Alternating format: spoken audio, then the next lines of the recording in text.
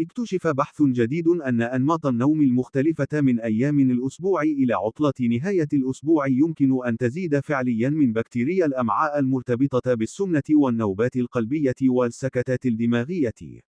ويعتقد العلماء أن مجرد 9 دقيقة إضافية في السرير كافية لتعطيل ساعتنا الداخلية، ما يؤثر على مجموعة من الوظائف، من جهاز المناعة إلى الجهاز الهضمي.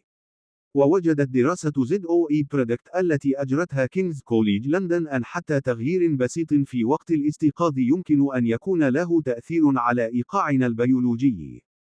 وفي أكبر مشروع غذائي مستمر من نوعه، قام موقع ZOE Predict بتقييم حالة 934 شخصاً نحيفاً وصحياً بشكل أساسي، ينامون 7 ساعات على الأقل كل ليلة. وأخذ التحقيق مجموعة من العينات بما في ذلك عينات ميكروبيوم الدم والبراز والأمعاء وقياسات الجلوكوز ومقارنتها لدى تلك التي لديها أنماط نوم منتظمة وأنماط غير منتظمة. وقالت كيت بيرمنهام من KCL: النوم هو ركيزة أساسية للصحة، وهذا البحث يأتي في الوقت المناسب بشكل خاص نظرا للاهتمام المتزايد بالإيقاعات اليومية وميكروبيوم الأمعاء.